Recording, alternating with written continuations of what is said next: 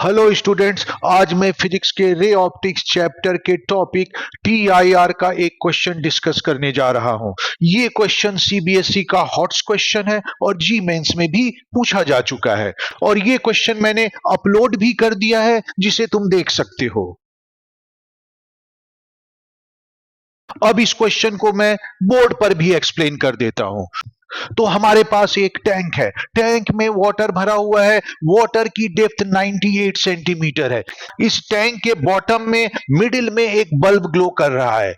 इस बल्ब से निकलने वाली लाइट वाटर के थ्रू एयर में मूव होती है। तो तुम्हें बताना है कि ये लाइट रे जब एयर में मूव होगा तो कितने एरिया से बाहर निकलेगा। क्या वो पूरी सरफेस एरिया से बाहर निकल सकता है या एक सर्टेन एरिया से ही बाहर निकलेगा। तो कितने एरिया से बाहर निकलेगा तुम्हें वो एरिया फाइंड आउट करना है, जबकि वाटर का जो रिफ्रैक्टिव इंडेक्स है वो 4/3 दे रखा है।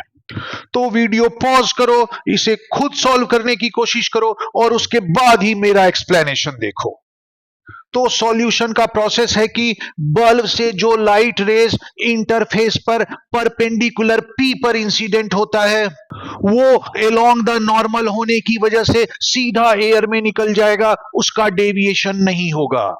जिस लाइट रे का पॉइंट ऑफ इंसिडेंस पी से एक सर्टेन डिस्टेंस पे है तो वो सरफेस पे एक सर्टेन एंगल ऑफ इंसिडेंस से इंसिडेंट हो रहा है, इसलिए जब वो वाटर से एयर में मूव होगा मतलब वो डेंसर से रेयरर मीडियम में मूव हो रहा है, इसलिए it will bend away from the normal, वो नॉर्मल से दूर मूव हो जाएगा।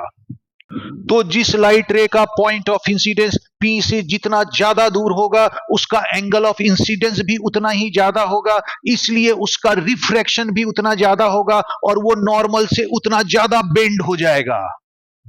तो बल्ब से निकलने वाली एक पर्टिकुलर लाइट रे इस तरह की होगी कि उसकी पी से डिस्टेंस इतनी होगी कि उसका एंगल ऑफ इंसिडेंस जो है वो उसके क्रिटिकल एंगल के इक्वल होगा।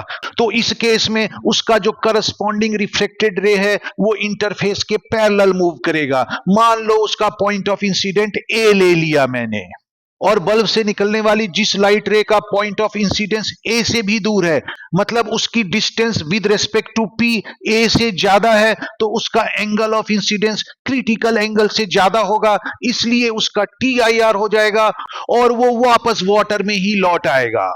तो इस तरह से हम देखते हैं कि बल्ब से निकलने वाली जिन लाइट रेज का point of incidence with respect to P A से दूर है वो जो है वाटर सरफेस से बाहर नहीं निकलेंगी बल्कि उनका टीआईआर हो जाएगा और वो वाटर में वापस आ जाएंगी।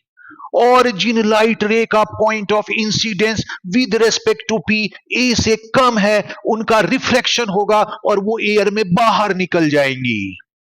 मान लो पी ए का डिस्टेंस आर है, क्योंकि टैंक एक 3D फिगर है तो जो वाटर का सरफेस है वो बोर्ड पे ऐसे परपेंडिकुलर होगा।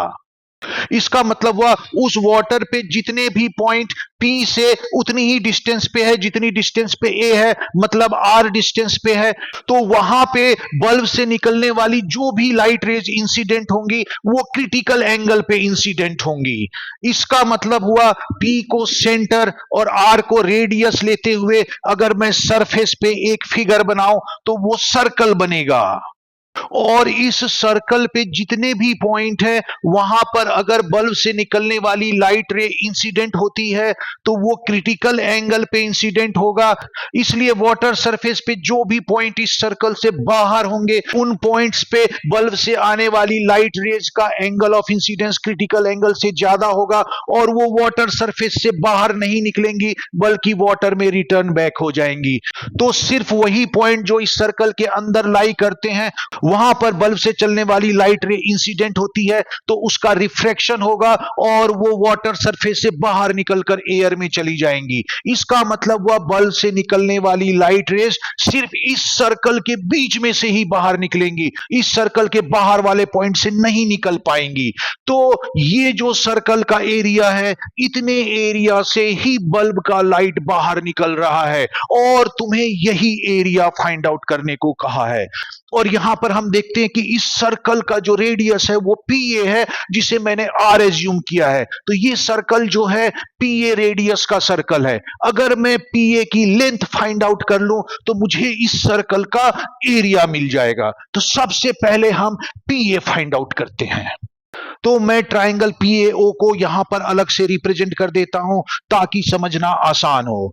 तो ए पर देखो, जो ये नॉर्मल है वो वाटर सरफेस के परपेंडिकुलर है, पीओ भी वाटर सरफेस के परपेंडिकुलर है, मतलब ये जो दोनों लाइन है एक दूसरे के पैरेलल होगा। तो अब इस ट्राइंगल में देखो, ये डैश डैश वाली लाइन ए पर नॉर्मल है तो ये पीओ के पैरेलल है।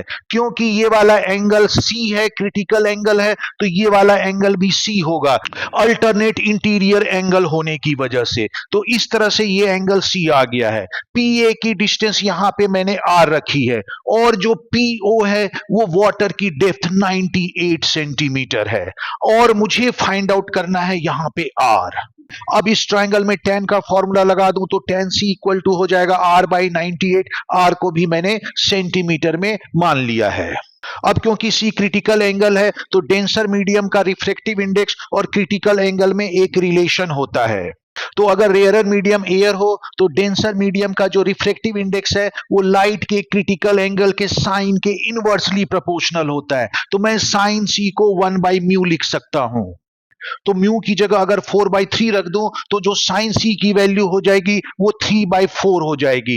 अब मैं इसका करस्पॉन्डिंग एक राइट ट्राइंगल बनाता हूं ताकि इसमें से मैं tan c निकाल सकूं। तो इसका करस्पॉन्डिंग राइट ट्राइंगल बनाता हूं, और अगर ये वाला एंगल सी है तो परपेंडिकुलर 3 होगा और हाइपोटेनियस 4 होगा। तो ये 3 और ये 4 आ गया। तो पाइथागोरस की थ्योरम से हम बेस निकाल सकते हैं।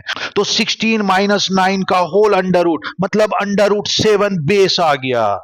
अब इस ट्राइंगल से मैं tan c की वैल्यू निकाल लेता हूं। तो tan c होगा परपेंडिकुलर अपॉन बेस, मतलब 3/√7। tan c की जगह मैंने r बाई 98 लिख दिया। अब 98 को मैं क्रॉस मल्टीप्लाई कर लेता हूं तो r की वैल्यू आ गई 98 इंटू 3 डिवाइडेड बाय √7 सेंटीमीटर। इसको मैं अभी सिंप्लीफाई नहीं करता हूं क्योंकि मुझे एरिया निकालना है, और एरिया में आर का स्क्वायर आता है, तो स्क्वायर करने पे ये रूट ऑटोमेटिक हट जाएगा, इसलिए वो वहां पे सिंप्लीफाई हो जाएगा। अब एरिया होगा पाई आर स्क्वायर। तो पाई की वैल्यू 22/7 लिख दी, और जब मैं इसका स्क्वायर करूंगा तो 98 इंटू 98 और 3 का स्क्वायर 9 और डिवाइडेड बाय √7 का स्क्वायर, तो यहां 7 आ गया। तो अब डिनोमिनेटर में 7 7 जा 49 होगा, 49 और 49 से 98 कट जाएगा और यहां पे 2 आ जाएगा। तो 2 इंटू 98 196 होगा। तो इस तरह से जो हमारे पास मल्टीप्लीकेशन बचेगा इसके बाद 22 इंटू 196 इंटू 9। तो जब हम इसको मल्टीप्लाई करेंगे तो हमारे पास आता है 38808 सेंटीमीटर स्क्वायर, और जब हम इसको मीटर स्क्वायर में कन्वर्ट करेंगे तो ये अप्रोक्सीमेट आ जाएगा 3.9 मीटर स्क्वायर। तो अगर हम ऑब्जेक्टिव क्वेश्चन में देखें तो ए इसका करेक्ट आंसर होगा। अब इसी में जो एक दूसरा क्वेश्चन पूछता है उसे भी मैंने अपलोड कर दिया है, उसका आंसर भी यहीं से मिल जाएगा। तो दूसरे क्वेश्चन में यह पूछा है कि बल्ब से जो लाइट रे वाटर सरफेस से बाहर निकल रहा है, तो क्लियरली देखो वो एक कोन बना रहा है। ये टॉप सरफेस सर्कुलर है जिससे लाइट रेज बाहर निकल रहा है, और ये जो बल्ब से जो लाइट रे है वो ए और बी पर जो इंसिडेंट हो रही है ये एक्सट्रीम पॉइंट है, इससे अंदर वाली लाइट ही बाहर निकलेंगी। तो अगर मैं ये जो एक्सट्रीम लाइट रेज है और इस सर्कुलर सरफेस और बल्ब को मिला दूं तो देखो ये एक कोन बना रहा है। तो हम बोलते हैं कि इस कोन के अंदर जो भी लाइट रेज है वो वाटर सरफेस से बाहर निकलेगी। तो तुम्हें बताना है कि बाहर निकलने वाली लाइट रेज जो कोन फॉर्म कर रही है उसका वर्टिकल एंगल कितना है। तो क्लियरली हम देख चुके हैं कि ये सी एंगल है और इसके अंदर की जितनी भी लाइट रे है वो वाटर सरफेस से बाहर निकल जाती है। और क्योंकि ओपी लाइन इस कोन को 2 इक्वल पार्ट में डिवाइड कर रहा है तो ये वाला एंगल भी सी होगा, मतलब सी जो है इस कोन का सेमी वर्टिकल एंगल है, और 2C एंगल के अंदर जितनी भी लाइट रेज है वो वाटर सरफेस से बाहर निकल जाएगी। तो तुम्हें ये 2C एंगल ही फाइंड आउट करने को बोल रहा है जिसके अंदर की लाइट रे वाटर सरफेस से बाहर निकलेंगी। तो क्लियरली यहां पे देखो साइन सी तो हम ऑब्टेंड कर चुके हैं 3/4, तो यहां से हम सी की वैल्यू निकाल लेते हैं। तो सी इज इक्वल टू आ जाएगा साइन इनवर्स 3/4।